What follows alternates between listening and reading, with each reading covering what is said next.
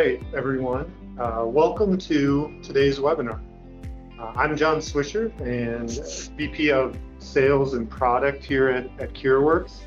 And with me, I have Dan Smith, our lead sales engineer for healthcare. And today we're going to talk about a couple of different things. First of all, the new CMS Universe spec, some strategies that we use within our solution to make your jobs easier and these future current reporting requirements a lot easier. And then lastly, what Kiriworks is bringing to the table from a regulatory reporting perspective. Now I'm going to switch things up just a little bit. So instead of questions at the end, what I've been doing is trying to make a habit of reminding folks that you can ask questions at any time, during the presentation within the chat. Of course, Dan and I will do our best to watch for them and answer them as they come up. And if it's off topic, that's fine. We'll follow up with you independently after this webinar.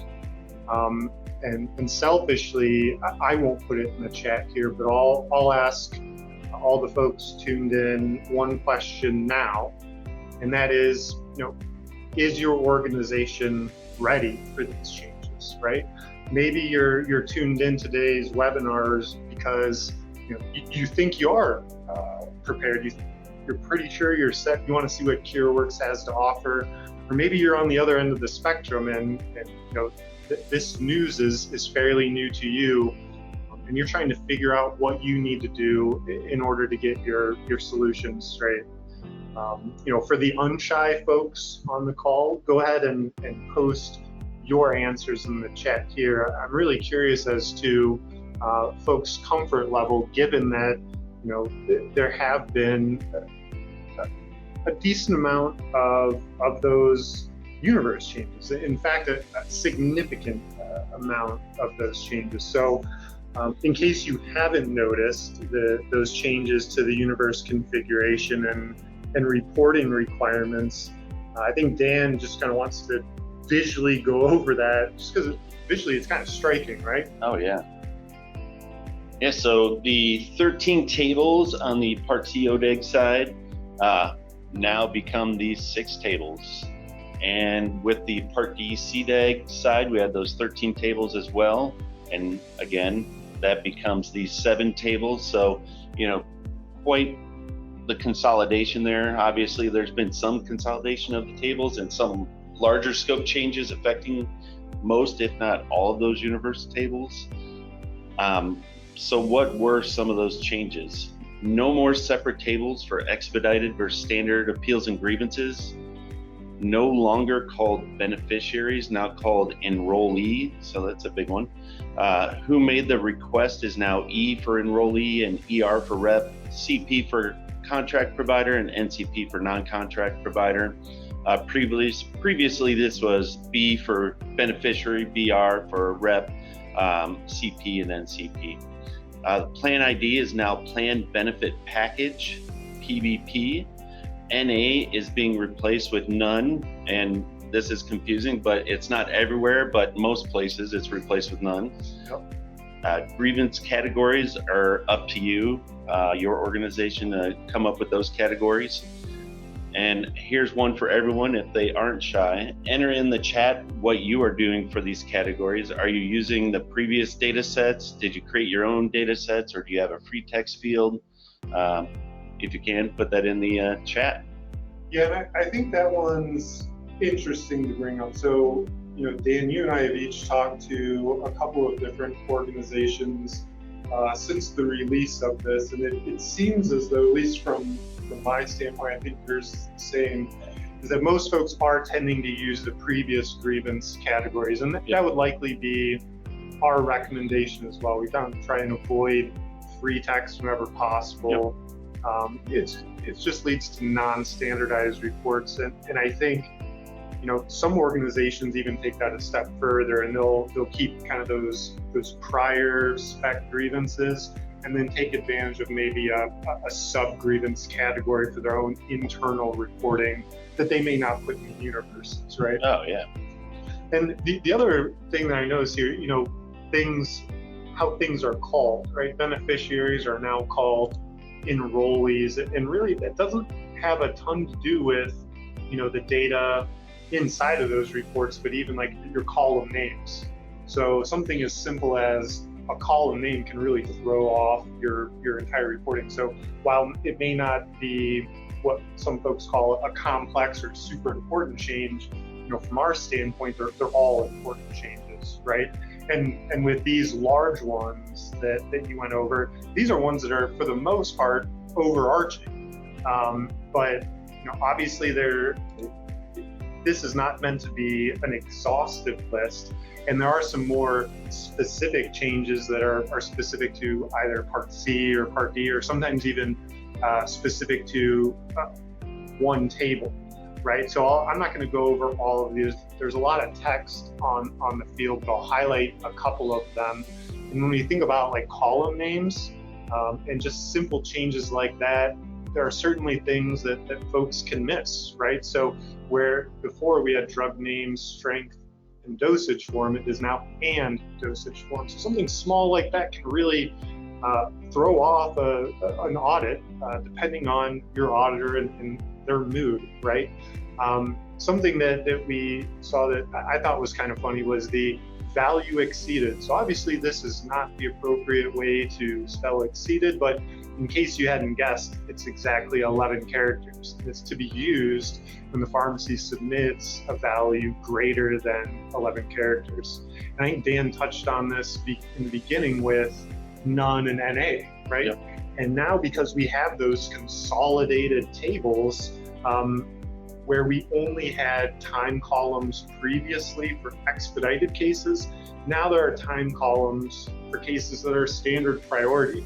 And on the Part D side, the time is sometimes required, sometimes it isn't for those standard priority appeals. Whereas on the Part C side, for I think just about every single table, when we're referring to a time value with standard priority, we're instructed to just put none. So while that is nice, it does add some added complexity to how you're running your universes, right? Because you're likely taking them from two different sources previously, and now you have different data requirements based on the data that is in that particular line. Things like request disposition is now called request determination on both universes. There's some new additions. So when it comes to exception types on the Part B side, safety edit exception is a new one, and that's also an option within the UM exception type. An at-risk determination is a new field, and again, because we're combining and consolidating a lot of those fields, if you look at the bottom here, unlike the ODAG, you do not need to specify between a level 2, 3, or 4 case in the IRE, ALJ, and MAC respectively, but because there is that single table 4, that single escalated table on the Part C side, you are to specify the review entity and thus that level. And the same thing goes for your reconsideration cases, right? For some of these where we have multiple types of cases in that same table, we're now specifying with new fields based on standard, expedited, or payment for post-service. So that was a lot to unpack, but how are organizations accomplishing this? How are they adjusting to these changes? Well, from our standpoint, it's a pretty simple answer. It's with our solution, the Kiriworks Appeals and Grievances for Medicare Accelerator, and using intelligent automation within that solution. I think Dan's going to walk through a little bit of that for you guys now. Yeah, so as you can see on the screen, just a quick teaser of the user interface. We had the ODAG and CDAG tables reduced down to those 4 and 7 columns or 7 tables. So, cleaning up the interface a little bit there. And as you hover over, as John's doing now, you could see the different tooltips will appear, so you can see the full name of that table. You're not guessing as to the name of that. And then as you click on the report you want to pull, you'll be prompted to enter in the date range. And then all you have to do is click search. And you know, if you're keeping track of those clicks for your timing, that was 6 clicks, clicking on the 2 tables here, 2 clicks for each date and 1 click to search. And you can see here a couple of quick ones we talked about right off the bat with the new column names. The none in the FDR column, and off to the far right are some insight into the appeal priority, because remember, for these, we are not to put none in the time column for standard appeals and the actual time in the usual 24-hour military time format for expedited appeals. So how do we get to the end result? We get to that end result by starting a new case. So on the screen here, you're seeing our case creation form. In the top left, you can see the member ID and the little magnifying glass where we can do a lookup for those members within our system. Once you're in that member lookup, you can sort, filter, stack, manipulate the data any way you need to find that member that you're looking for. Also in the left-hand column where you see the member ID and the name search, if there's specific fields that you need to enter in from your member system, we could add those fields to make it easier to get to that member. Yeah, it's a good point that, you know, I actually fail to remind folks often, man. So, you know, just the member ID name here on the left, obviously you're seeing those corresponding columns over here on the right, but you know, this is just how this is delivered out of the box. So whatever fields that you use to try and delineate and get to that member info faster, that will be part of your solution. This is just, you know, how it's delivered. Yep. Yeah, so once you select or find the member you're looking for, all you have to do is select and click search, and that member will be entered into that form automatically. The form is dynamic, so as we go through and fill out this form, you can see different areas open up into that we need to fill out. So as we're filling out the request, the complaint, the inquiry type, the type of request, those are all drop downs that drive the workflow behind the scenes and what you need to fill out on the form. Yeah, and you know, we could probably spend, you know, an hour just on this case creation form alone, and you know, while we're just kind of clicking through here fairly quickly to highlight these, you know, these are items, I think we'll talk a little about this a little bit more, that are in your terminology, right? So the first thing after we've chosen Danny is we selected whether or not this was a request, a complaint, or inquiry, and those are just, you know, sample terms maybe for your organization. And then once we had selected request, the type of request then became available. We had the options of service appeal or post-service in your language, so that as they're trained, they choose their items, it's populated correctly behind the scenes, taking it through the appropriate process and sending it to the appropriate table, right? So just wanted to make sure we were touching on those items as we went through. And also going back to the beginning of the presentation, the universe reports, if you could see on the screen right now, you're not seeing the enrollee, the representative. We have it in, you know, standard terminology here, and we do translations on the back end once the case is complete, so that that data is in the appropriate format. So you're not working from Medicare CMS's standard language. You could enter in common phrases, whatever you use for your organization. Yeah, and you know, for some folks that are just ingrained, they've been doing it for a while, they may prefer having this to say, hey, is this a reconsideration? Is this a redetermination? that's again completely customizable to your organization. So don't, whenever we're talking about these, just don't let terminology become an obstacle for you. Yeah, so here under the submitter section, now we're going to choose the representative information. Once we choose that, you can see the dynamic nature of the form. Those additional 6 fields need to be filled out, and they're in red because they're required. So we do have required fields within there. And I think if you look even below, we're not going to talk to every single field, but something like a Part B that is now part of the universe, and particularly a priority requested right here as well, will dictate both your SLAs and the processing and the table that it appears in. And then as we fill out the remainder of this form, wanted to point out or highlight the authorizations and member case history there and the provider information. So when we selected that member at the top level, we did a lookup behind the scenes and we see the full history of that case. We could do the same thing with the provider information, do that lookup with the hourglass,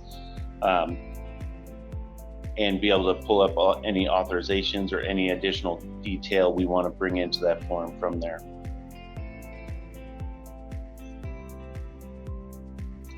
The other thing may seem like a small feat, but when it comes to some of these relationships, so obviously there may not just be a single authorization or a single claim tied to that appeal.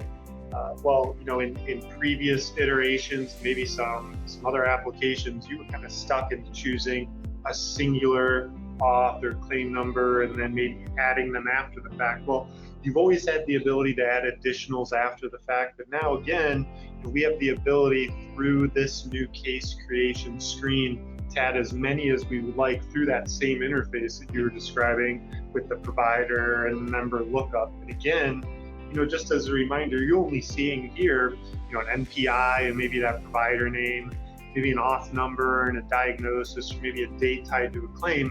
Again, all of those fields are customizable based off of your data. So the more data you're willing to provide to us, the more data we can make available to you, and the easier this application becomes to use.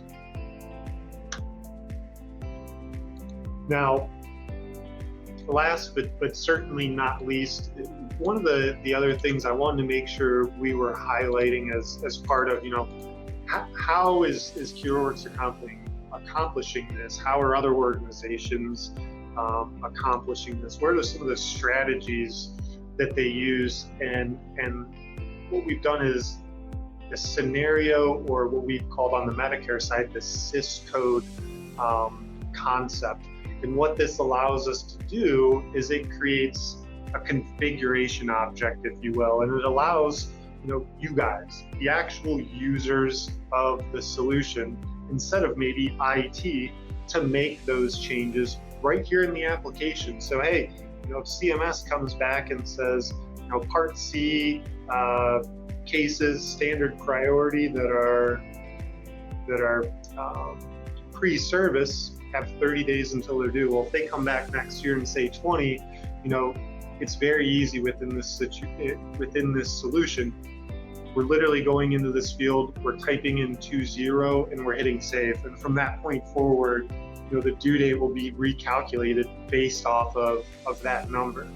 And then over here on the 2/3 right hand side of the screen, you can see all of those required activities that the analyst, that the nurse, that the MD may need to accomplish during the course of that particular appeal, and separate ones for each level. Some that may not even ever become active. And a good example of that, if you think about it, is an AOR. You think about already having one on file. The system is smart enough to skip that generation and that outreach activity and go right into the verification if we already have one on file. So it's items like this and the case creation form and some of the intelligent processing that we've built into this solution that truly make it easy to use and easy to manage from from an end user standpoint. And the last thing that these provide is the appropriate path, so we can ensure we're either generating or recording any appropriate data we may need for the universe, or we're generating documentation or completing those tasks. Because if we really think about what is the first thing that auditors are looking for in an audit, it's blank fields. They stick out like a sore thumb, and it's really the first thing to correct, in my opinion, before anything else. If you're seeing any blank fields within your universe, let's get that straightened away first, and then let's focus on making sure they're in the correct tables and that they have the correct variables, right? So, I'm getting a little long in the tooth here. What am I trying to say? I'm trying to say Kiriworks has your back. So when CMS puts out updates, just like they did for these recent universe changes, Kiriworks' job is to deliver a crosswalk document. And what it does is it outlines all of those changes and the changes required to bring your solution up to date to the new spec. And we deliver that for free for any of our partners that utilize our solutions. So they're staying ahead of the game.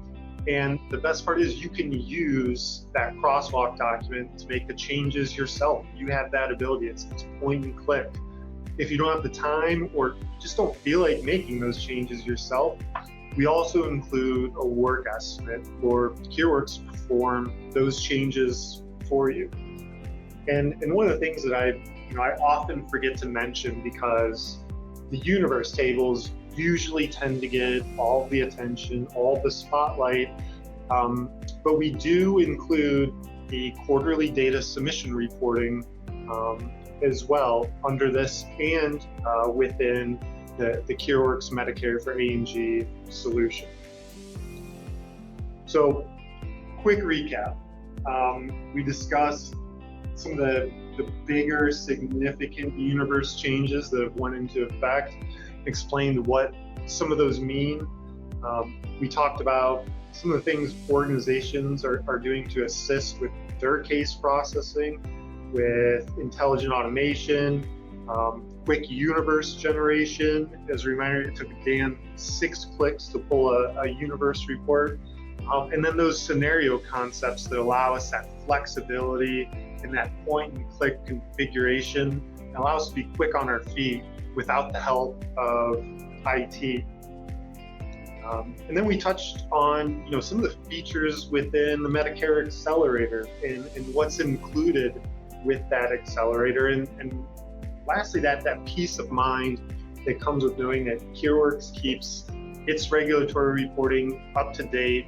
We deliver that crosswalk document and can help you talk through what those changes mean to your organization. The other nice thing that we often don't talk about, but I think it's worthwhile, is getting your interpretation of those universe definitions. Kiriworks has its own definition, but that may not line up with your organization. So it's important to share the context, what our interpretation is, and if that needs to change to suit your organization's interpretation of that universe.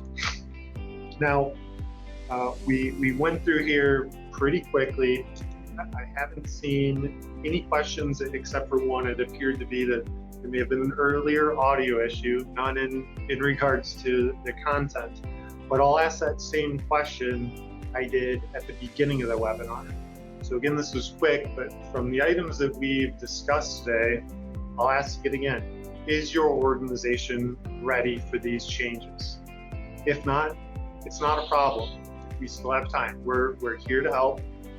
Please do not hesitate to reach out to Dan, myself, or any other Kiriworks person you may have been in contact with. It's important that we are in July, but these universes and the reports that we build, it's important to know that these universes can be rerun, your historical ones, to fit the new specs. So if you're thinking to yourself, hey, we've already processed cases, we maybe didn't report certain things, well, we can always redo those and rerun them, and then highlight any fields that you may be missing. So I want to say thank you to everyone that attended.